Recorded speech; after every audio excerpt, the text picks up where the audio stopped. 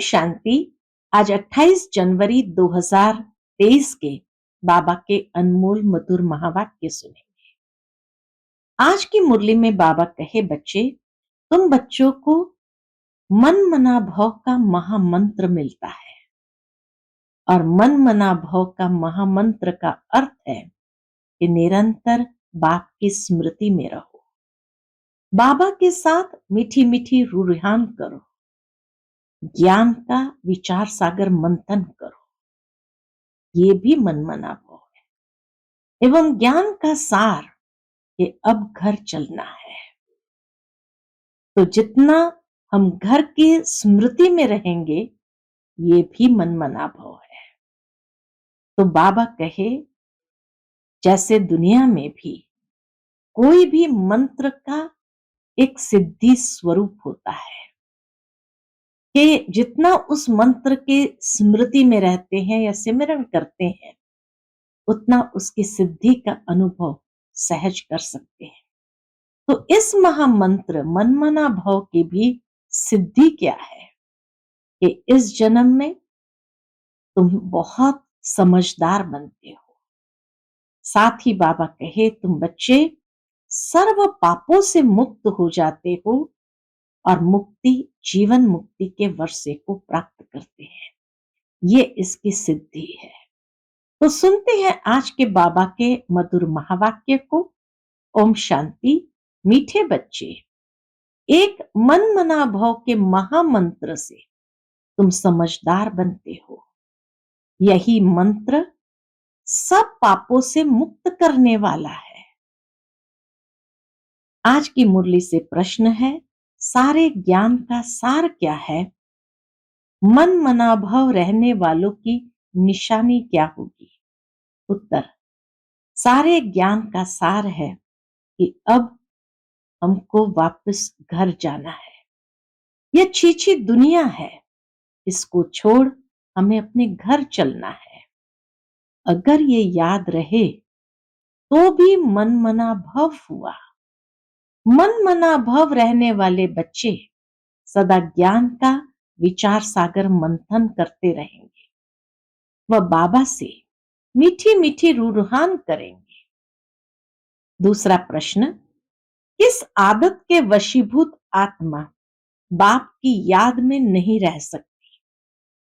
उत्तर, अगर गंदे चित्र देखने की, गंदे समाचार पढ़ने की आदत पड़ी तो बाप की याद रह नहीं सकती।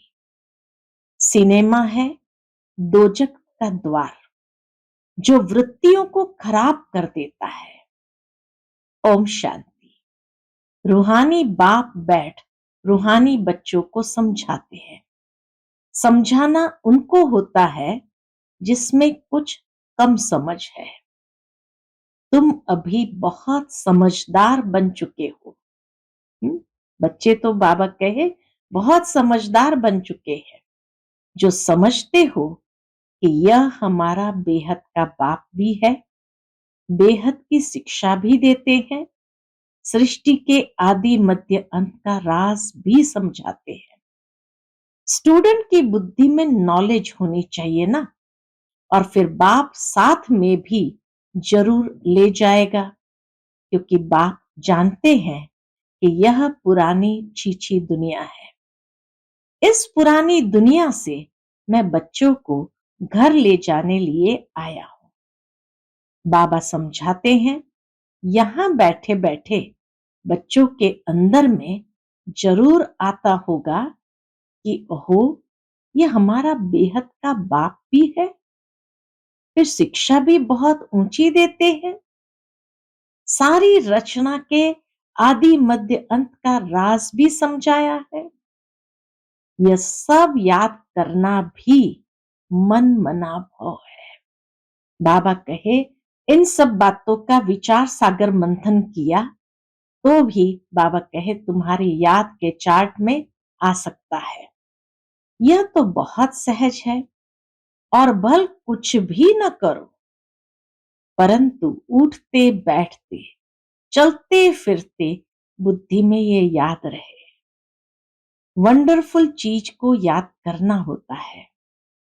तुम समझते हो बाबा को याद करने से, पढ़ाई पढ़ने से हम फिर से विश्व के मालिक बनते हैं। ये बुद्धि में चलता रहना चाहिए। भल कहाँ भी बस ट्रेन आदि में बैठे हो, परंतु बुद्धि में याद हो। पहले पहले तो बच्चों को बाप चाहिए। तुम जानते हो हम आत्माओं का रूहानी बेहद का बाप है। सहज याद दिलाने लिए बाबा युक्ति बताते हैं। क्या युक्ति बताते हैं? माम एकम याद करो तो आधा कल्प के जो तुम्हारे विकर्म है वह सब योग अग्नि से भस्म हो जाए। जन्म जन्मांतर बहुत ही यज्ञ जप तप आदि किए हैं। भक्ति मार्ग वालों को पता नहीं है कि यह सब क्यों करते हैं, इनसे क्या प्राप्ति होगी। मंदिरों में जाते हैं, इतनी भक्ति करते हैं, समझते हैं ये सब परंपरा से चला आया है। शास्त्रों के लिए भी कहेंगे, शास्त्रों के लिए भी कहेंगे कि ये परंपरा से चले आए हैं, परंतु मनुष्य को पता ही नहीं कि स्वर्ग में तो शास्त्र होते नहीं। वह समझते हैं सृष्टि के शुरू से ही ये सब चला आता है। न किसको यह कह सकते कि बेहद का बाप कौन है। परिचय ही नहीं है तो क्या किसको बेहद के बाप के विषय में कहेंगे। इसलिए शास्त्रों की बातों को पढ़ते रहते हैं। यहाँ हद का बाप व हद का टीचर तो नहीं है। हद के टीचर से तुम सब पढ़े हुए हो, जो पढ़कर ही नौकरी आदि करते हैं, कमाई करते हैं। तुम बच्चे जानते हो यह जो हमारा बेहद का बाप है उनका कोई भी बाप है नहीं, और यह बेहद का टीचर भी है, इनका कोई टीचर नहीं। इन देवताओं को किसने पढ़ाया, यह तो जरूर याद आना चाहिए ना। यह भी मनमना भाव है। यह पढ़ाई तो कहां से पढ़े नहीं है। ऐसी पढ़ाई तो कहां से पढ़े नहीं है। बाप स्वयं ही नॉलेजफुल है। इनको किसने पढ़ाया है क्या? मनुष्य सृष्टि का वह बीज रूप है। शिव बाबा को किसी ने पढ़ाया नहीं। शिव बाबा मनुष्य सृष्टि का बीज रूप है और चैतन्य है, ज्ञान का सागर है। चैतन्य होने कारण मनुष्य सृष्टि रूपी झाड़ का आदि से अंत तक रास सुनाते हैं। अंत में आकर आदि का ज्ञान सुनाते हैं और कहते हैं, हे बच्चों, जिस तन में मैं विराजमान हूं, इन द्वारा मैं आदि से लेकर इस समय तक सब कुछ सुनाता हूं। अंत के लिए तो पीछे समझाएंगे, आदि से लेकर अब तक की बातें तो समझाई, बाकी बाबा कहे अंत के लिए पीछे समझाएंगे। तुम आगे चलकर समझ जाएंगे कि अब अंत है, क्योंकि उस समय तुम कर्मातीत अवस्था को पहुंच जाएंगे और आसार भी देखेंगे कि इस पुरानी चीची दुनिया का विनाश तो होना ही है। यह कोई नई बात नहीं है, अनेक बार देखा है और देखते ही रहेंगे। कल्प पहले राज्य लिया था, फिर गंवाया, अब फिर ले रहे हैं। बाबा हमको पढ़ाते हैं। तुम समझते हो हम ही विश्व के मालिक थे, फिर 84 जन्म लिए, फिर बाबा विश्व का मालिक बनाने के लिए वही ज्ञान दे रहे हैं। तुम अंदर में समझते हो। क्या समझते हो? बाबा टीचर भी है। अच्छा, अगर बाप याद नहीं पड़ता तो टीचर को याद करो। टीचर कब भूलेगा क्या? टीचर से तो पढ़ते रहते हो। हाँ, माया गफलत कराती है। बाबा कहे माया गफलत कराती है, वह तुमको पता नहीं पड़ता है। माया आंखों में एकदम धूल डाल देती है, जो हमको भगवान पढ़ाते हैं यह एकदम भूल जाते हैं। हमको भगवान पढ़ाते हैं यह एकदम भूल जाते हैं। बाप हर बात की समझानी देते हैं। यह है बेहद की समझानी, वह है हद की।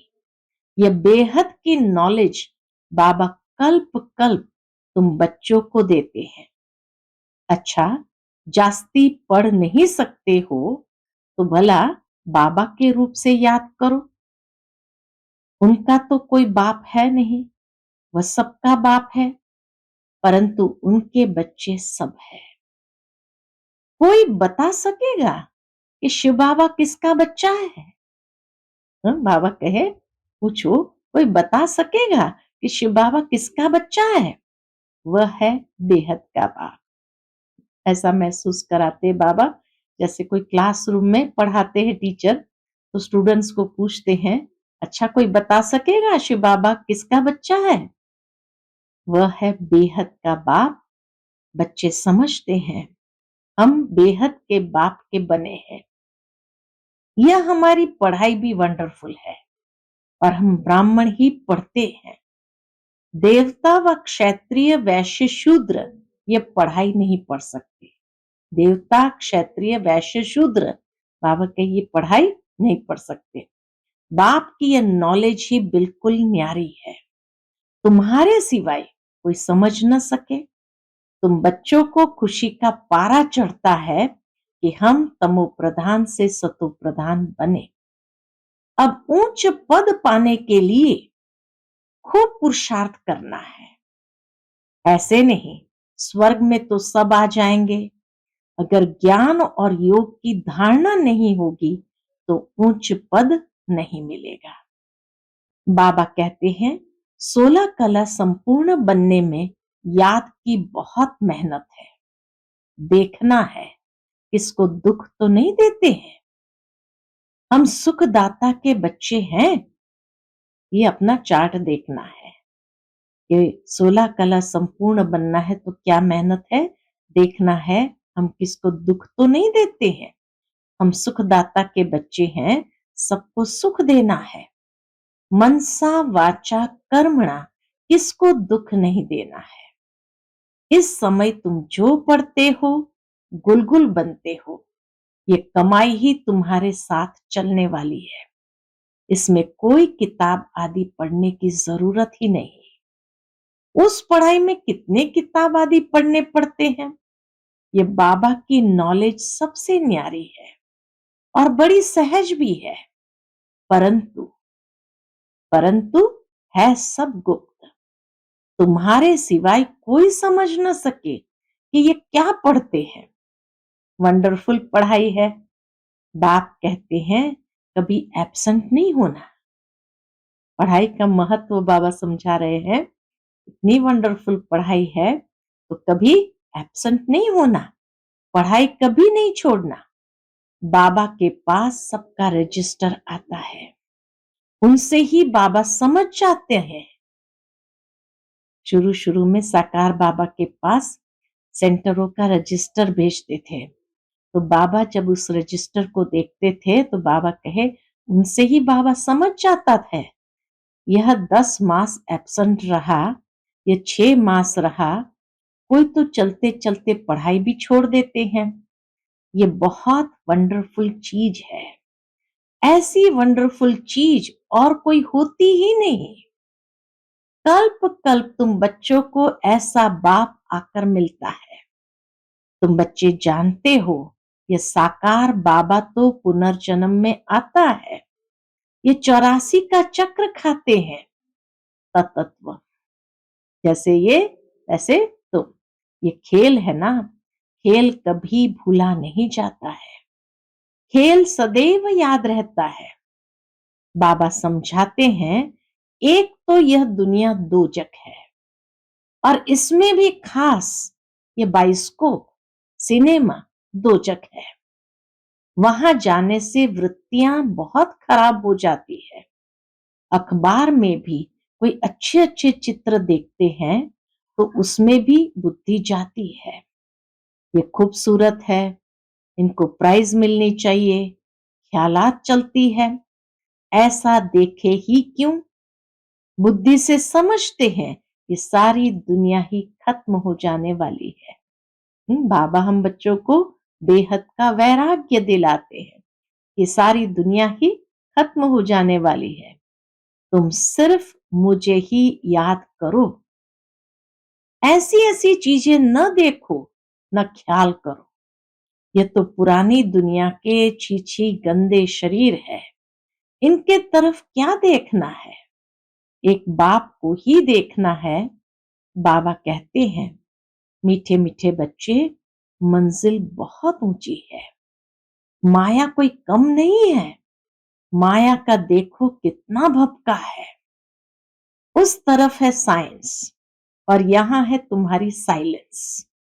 वो लोग चाहते हैं मुक्ति को पाए, यहां तुम्हारी एम ऑब्जेक्ट है जीवन मुक्ति को पाने की। जीवन मुक्ति पाने का कोई रास्ता बता न सके, सन्यासी आदि कोई भी यह नॉलेज दे न सके। वो किसको समझा नहीं सकते कि गृहस्थ व्यवहार में रहकर पवित्र बनना है। यह एक ही बात समझाते हैं। भक्ति मार्ग में टाइम वेस्ट ही होता आया है। कितनी भूलें होती है, भूल करते करते भोले ही बन गए हैं। ये लास्ट जन्म 100% भूलों का ही है। जरा भी बुद्धि काम नहीं करती।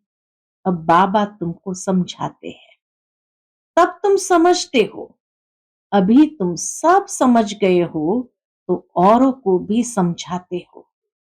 खुशी का पारा भी तुम्हें चढ़ता है। वंडर है ना, इस बाप को कोई बाप नहीं, कोई शिक्षक नहीं, तब सीखा कहां से। इस बाप का कोई बाप नहीं, शिव बाबा का कोई बाप नहीं, कोई शिक्षक नहीं, तब सीखा कहां से। मनुष्य वंडर खाएंगे, क्योंकि वो तो देखेंगे तो ब्रह्मा बाबा को ही। बहुत समझते हैं, इनका जरूर कोई गुरु होगा। अगर यह भी गुरु से सीखा हुआ हो, फिर गुरु के और भी शिष्य होने चाहिए। सिर्फ यह एक शिष्य थोड़ी होगा, गुरु के तो बहुत शिष्य होते हैं। आगा खां के देखो कितने शिष्य हैं। उन्हों को गुरु के लिए देखो कितना रिगार्ड रहता है। उनको हीरो में वजन करते हैं, तुम किस में वजन करेंगे।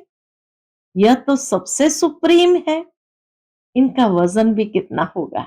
बाबा पहले तो कहते किस में वजन करेंगे, आगा खां को तो हीरो में वजन किया, लेकिन फिर बाबा कहे बाबा का वजन भी कितना होगा। तुम क्या करेंगे, वजन करे तो कितना होगा, कोई चीज पड़ सकती है, इतना सूक्ष्म इतना हल्का। शिव बाबा तो बिंदी है ना। आजकल वजन बहुत करते हैं, कोई सोने में, कोई चांदी में, प्लेटिनम में भी करते हैं। वह सोने से भी महंगा होता है, प्लेटिनम सोने से भी महंगा होता है। अब बाप समझाते हैं, वह जिस्मानी गुरु तो तुम्हें सदगति देते नहीं। जिस्मानी गुरु तो तुम्हें सदगति देते नहीं। सदगति में ले जाने वाला तो एक ही बाप है, उनको किसमें वजन करेंगे। मनुष्य तो सिर्फ भगवान भगवान ही कहते रहते हैं, लेकिन यह नहीं जानते कि वह बाप है, टीचर भी है। बैठे कितना साधारण है, बच्चों का मुखड़ा देखने के लिए थोड़ा सा ऊपर बैठते हैं, चौकी पर ऊपर बैठते हैं। मददगार बच्चों के बिगर हम स्थापना कैसे कर सकते हैं। बाबा बच्चों का भी कितना मान रखते हैं कि मददगार बच्चों के बिगर हम स्थापना कैसे कर सकते हैं। जो जास्ती मदद करते हैं उनको जरूर बाबा लव करेंगे। लौकिक में भी एक बच्चा 2000 कमाता, दूसरा 1000 कमाता होगा, तो बाप का लव किस पर रहेगा। परंतु आजकल तो बच्चे पूछते ही बाप को कहाँ है। आजकल के बच्चे तो माँ बाप को पूछते ही कहाँ है, बेहद का बाप भी देखते हैं। फलाने फलाने बच्चे बहुत अच्छे मददगार हैं, बच्चों को देख देख बाबा हर्षित होते हैं, आत्मा खुश होती है।